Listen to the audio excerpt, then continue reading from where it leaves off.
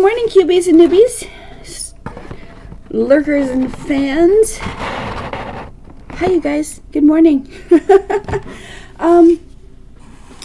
I'm slowly dismantling my room as I'm moving this weekend. So I'm putting my cubes away bit by bit, so I have fewer cubes to share with you.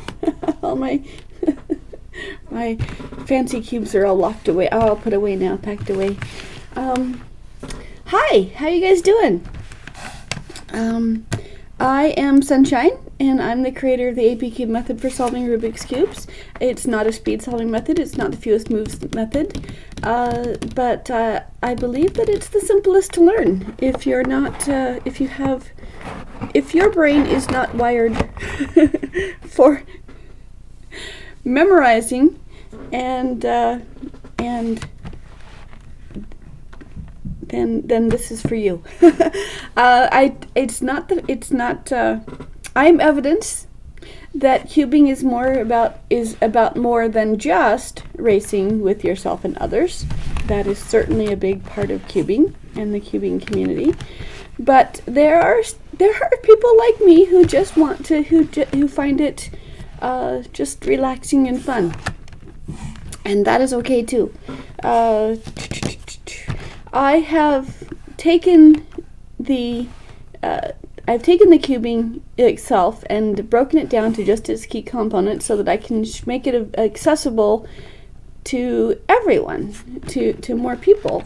From the early 80s forward, there's been a distinction made by non-cubers where there's this line where on this side of the line you're a genius because you can solve the Rubik's Cube, and on this side of the line you're just normal people like us, we can't solve the Rubik's Cube. And I think that line should be changed a little bit. I want more people to realize that cubing can just be fun and that they can do it. And so while I do teach the Rubik's Cube, I like to think that more than that I teach confidence. I teach confidence because people will look at me, they'll see me with a cube, they'll see me with whatever, my 7x is packed away, they'll see me with a cube. And they'll say, wow, can you really solve that? You must be a genius. I'm like, no. Yes, I can solve it, and so can you. Here, watch. And I put it in their hands. And I'll say, okay, we're going to move this cube to the top. See? We're going to go we're going to go this, and then this, and then this, and then this. Okay? I'll slow it down for you. Do this, and then they'll do it. And I say, don't do this, and they'll do it, and they'll do this. And I'm like, okay, so is your yellow on top? So the thing is that I love teaching the cube. I've been teaching the cube since the early 80s. But I was kind of cheating because it wasn't my own method. I was using this method. This was the cube, the book that I found. It's not the actual physical book. I rebought it after when I got back into cubing. But this is the one that got me started.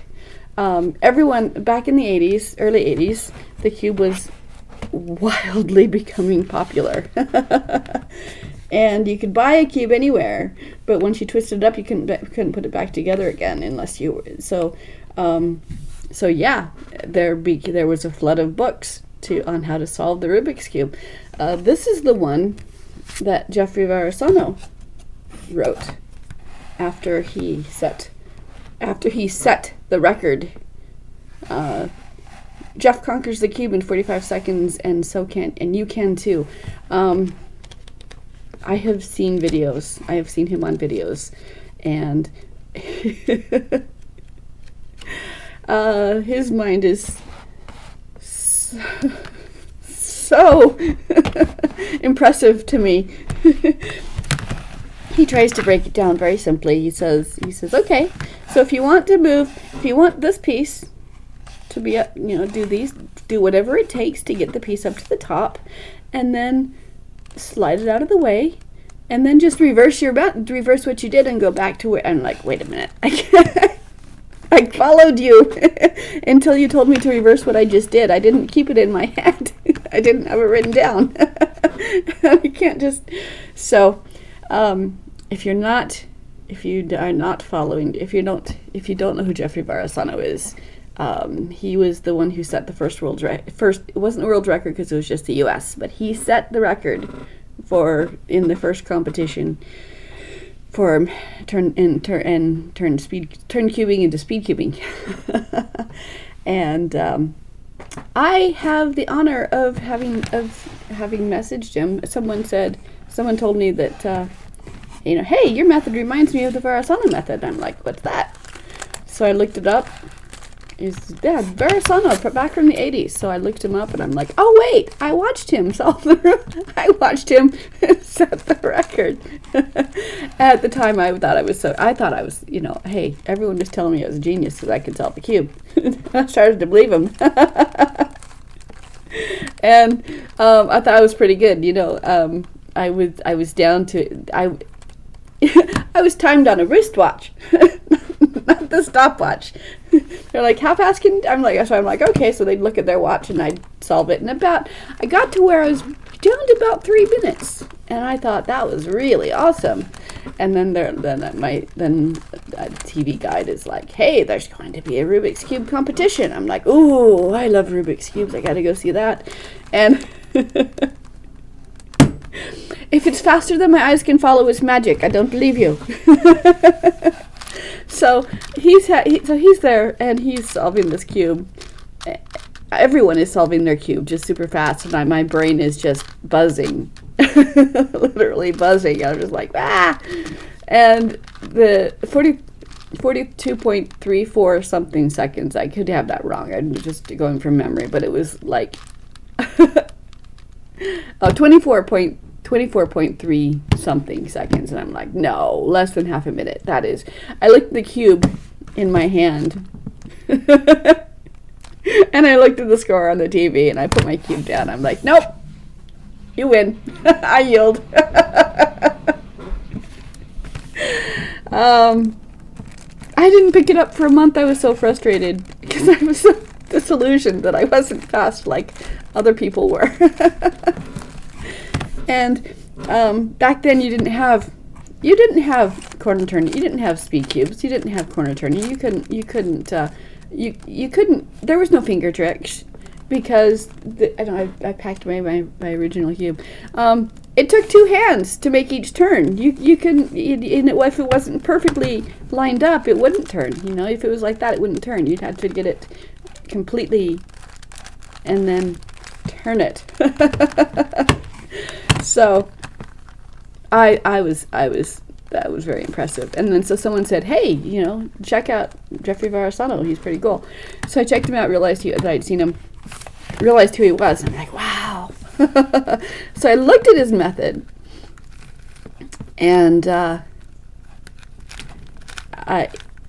it's very intuitive, more intuitive than my brain is. So I appreciate the comparison to him, but so I fangirled on him. I sent him a Facebook message and told him I'd watched him back in the day, and he responded, which was amazing. And so he said, yeah, and then he shared so we were talking, and then he just shared a folder on Dropbox. Yeah, Dropbox. He shared a folder on Dropbox, and I'm looking at it, and I'm like, oh my goodness! It was his pictures of him meeting, Mr. Rubik, and having spaghetti dinner with him at the, and him standing next to the poster that has his picture on it because when he solved the cube, and he's like, yeah, these are my original notes, and I'm looking at them. He's like, yeah, you can buy my book, and he told me the story of how I'm just gonna like play with my cubes until someone asks me a question. So if I'm boring you, you can leave. But so he told me about how when the Rubik's Revenge came out, he was one of the first people to see it because they had this toy convention, and they said, here's what the new cube's going to look like, and they put it in his hand, and so he was playing with it during the convention, you know, playing with it, solving it, playing with it, solving it, and he played with it long enough to realize, wait, that doesn't happen on a 3x3. How do I solve that one? That's different. And so we started trying to solve that, and they said, okay, convention's over, we'll take the cube back, you can't have it. Which would have driven me mad. I would have had an unsolved puzzle in my brain that I could not fix. Which would have been, in fact, that did happen to me with my 4x4. When I finally got a 4x4, I got it half solved, going layer by layer, and then one of the pieces broke, and it fell apart. And I didn't know how to put it back together again. Didn't know how to fix the piece, so I tried to keep playing with it but. I eventually had to throw that away, and I had this unsolved puzzle in my head until YouTube came around, because I couldn't solve it on my own. But he went home, and he pulled out his colored pencils and a graph paper, and he marked out what had happened on the cube. Which I wouldn't have been able to remember what the cube looked like. He graphed out what had happened on the cube, and then he solved it just with his colored pencils and graph paper.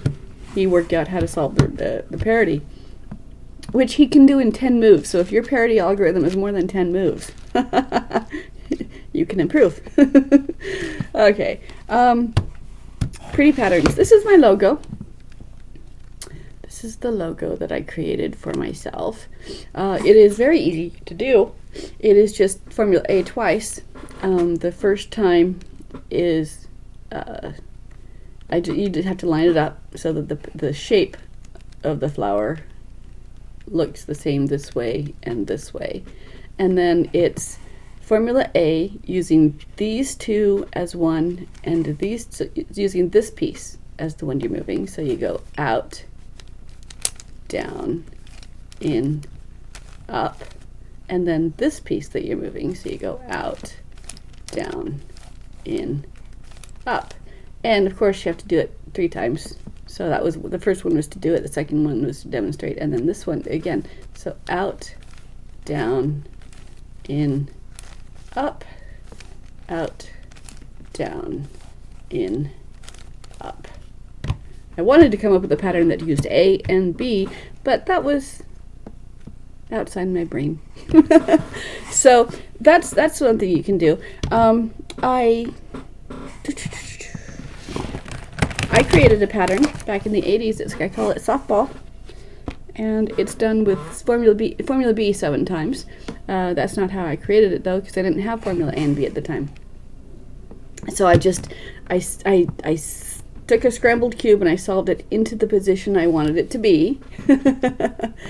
And then I wrote down on a piece of paper every move I made to get it back to solve. And then from the solve state, I followed that pattern, and it got back to my method. So it's the same algorithm to create or to uncreate. But now that I've created A and B, I know that it can be done with seven B's. I'm going to demonstrate for you. Hold the cube. I usually cube white and green, white on top, green on front. Usually, the Lego cube has black on top, doesn't have the white. But I'm going to do Formula B 7 times with a setup move in between some of them. So, Formula B is top row and 2 columns. I'm going to start off by doing the corners. Slide up, slide up, slide down, slide down. When I say corners, that means I'm using the outside columns. Okay, rotate the top, and then that gets undone with my first row of the B, but that's okay. You could just skip that.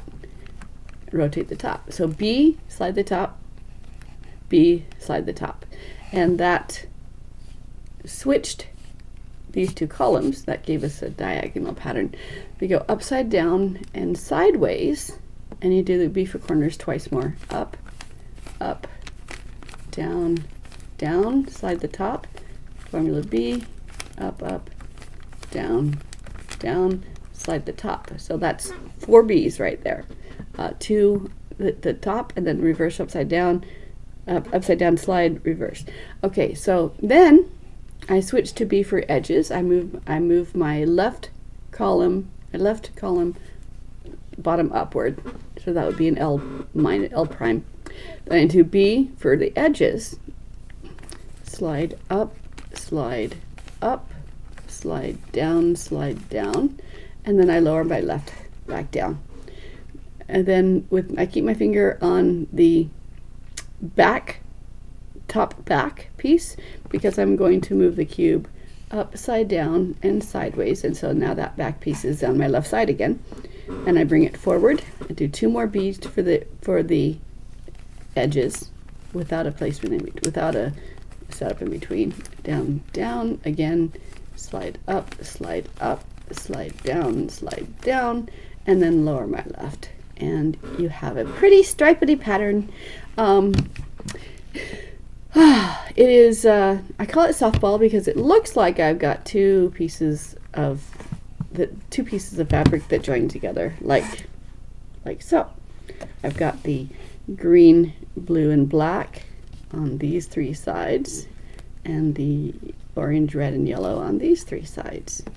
And so the softball, you'd have their little swirly-ass pattern for the softball. So that's fun.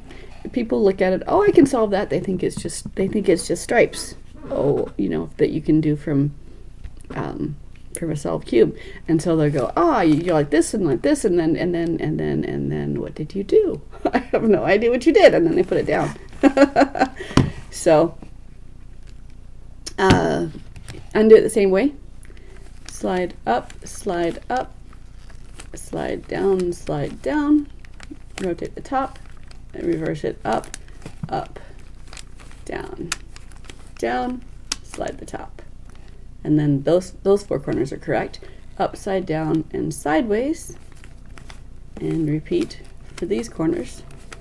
Down, slide up, slide down, slide. I cube by muscle memory, so I could not do that slide, but it confuses me when I do. And then bring the left up and do corners, or B for centers. Bring the left down, upside down and sideways, so that's left is there again. Bring it up, and B for edges. That's 1. That's 2, and back down. So that's fun. That was one of the things we did back in the 80s, was we tried to figure out how many patterns we could. Once you had solved the cube, it's like, well, what's next? And so you'd come up with different patterns, you know. Okay, well, where's mine? Checkerboard was fun. Everyone did checkerboard. The problem when you came out with the 4x4 was that you couldn't do checkerboard, because if you did the pattern, you could only come up with checkerboard on 4 sides, not all 6 sides. So you couldn't make your 3x3 match your. So if you did checkerboard, then you couldn't make they didn't really match because one side was solved. So there was a way to make checkerboard on just 2 sides. Anything you do to the cube enough times, you're going to get a pattern, or you're going to get back to the original state. And if you do that, count how many times that takes, then do it halfway, you can sometimes get to a pattern. So if you, and yes, I did this. If you turn each cube one side, 1 row, and eventually keep going, you will eventually get back to solved. But it comes in all different patterns as you're going along. Like look, the corners are solved. Oh, look, the edges are now solved. Oh, look, Some of them are solved. But if you do it 2 instead of 1, 2, 2, 2, 2, 2, 2, 2, 2, 2, 2, 2, 2. You eventually got checkerboard on 2 sides. And if you do checkerboard from this pattern, then you can get it to match. Well, okay, I did black instead of blue. But then you can get your 3x3 and 2x2s, your odd numbered and even numbered cubes to match. So that was always fun. 1, 2, 3, 4, 5, 6, 7, 8, 9, 10, 11, 12, and undo the checkerboard.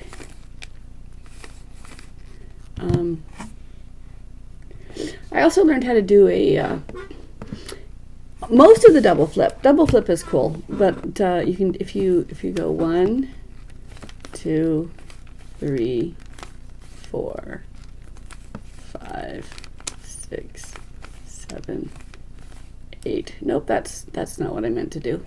That's boxes, and that's easily solved. Out, down, in, up. Okay. I did stripes this way. I would pick a corner that I'm going to pivot around. So I slide, and then rotate it around my thumb here. 2, 3, 4, 5, 6. Okay, and then you got diagonals. Okay. So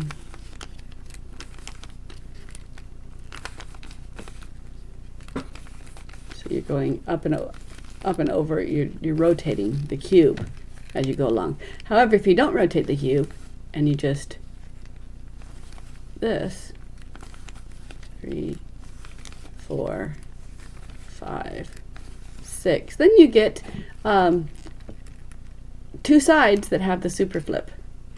But then you can do the super flip with these 2, and then you have it all done. But that was before I knew how to do the super flip.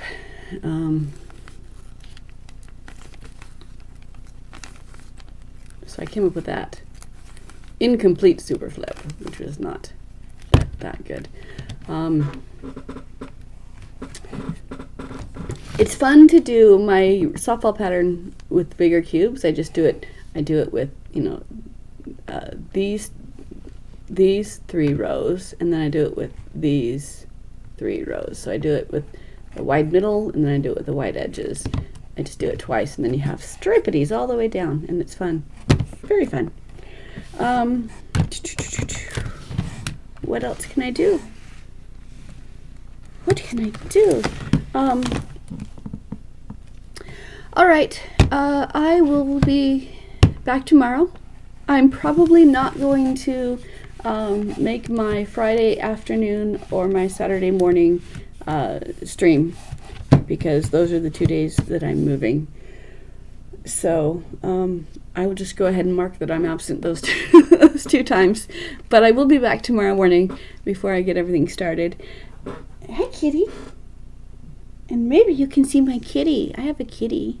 Kitties are wonderful. Kitties are magical. All right. Thank you for joining me. Who else here? Anybody? Any new faces? All right. We do have a kitty. We do have a kitty. Here's a kitty. Hi. Okay, we're just passing through. I see that, because obviously you had to go up and over my desk to get from there to there. I see. Not the most efficient thing in the world, are you? Okay. All right. So thank you for joining me and playing with me today. I will be back tomorrow. You guys go have a great day. Go be nice to yourself. And thank you for joining me. I really appreciate you guys being here. I feel kind of little bit silly if I was just talking to myself. I love dialogue more than monologue, but I love teaching more than demonstrating. But so if you have any non-cuber friends, bring them and we will play. It will be fun. It'll be fun. It'll be fun. Why are you flipping my coin? How are you flipping my coin? Okay, bye you guys.